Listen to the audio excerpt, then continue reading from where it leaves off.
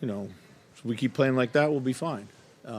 We responded to everything, and if there was another 2 minutes in the game or another minute in the game, maybe we finish on top. But, a couple points, obviously.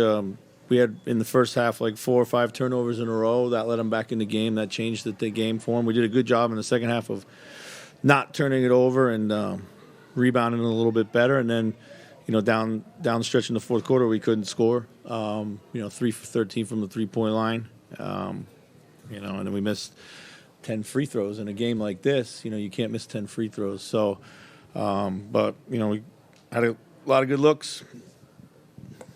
What can you say about Naz and just how he embraced the opportunity in the starting role? Yeah, he's been great at it all year.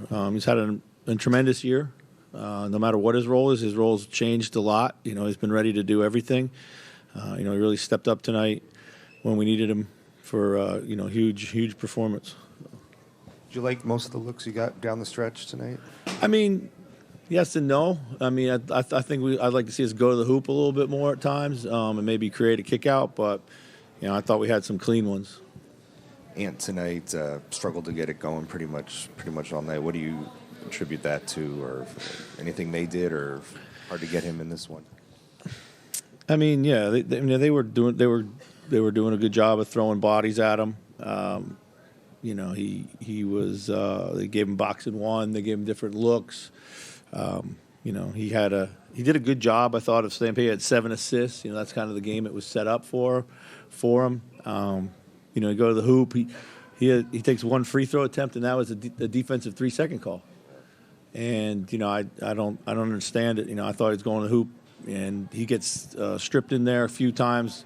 Maybe it's crowded and it's tough to see, but he's got one of the highest rim rates in the league, and we need a little more benefit of the doubt getting to the line there. Does it discourage him when he doesn't get the calls? Do you sense, and maybe it makes him more reluctant to do it, maybe later in a game? I don't know. It's a question you'll have to ask him. I think it would discourage most guys. They went to the line steady in the first half. A lot of what I felt was marginal contact around the paint. Thought might have deserved the same looks. The end of the game, there were a couple chances there to kind of get back in it. What went into the decision, not to maybe call a timeout after that steal? I mean, we had a broken floor, and then they knew we needed a 3, and we moved it. We got a pretty clean look. Jordan closed them out pretty well. And I was on the verge of calling a timeout there, but I also, generally like to let those plays unfold. Looking back, of course, maybe we call a timeout. We call a timeout. We're up 3. Maybe they foul. They have a chance to foul. I thought we got a good look. What made Clay so tough to defend tonight, even on a night where you're able to focus, most of your defensive attention towards him? Well, I mean, he's a great player, and he's really found his form. Looks like he's fully back in a lot of ways. And he's going to make shots, and some of those shots you just got to live with.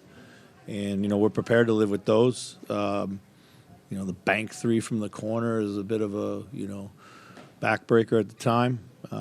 But yeah, he's we battled him, and he didn't get a ton of clean looks. I'll say that, but he doesn't need a lot of time or space.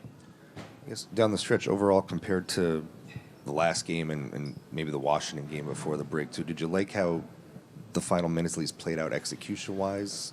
Say that again. Sorry. Did you like maybe tonight how things played out down the stretch in terms of just the offense moving, getting looks, compared to maybe the last 2?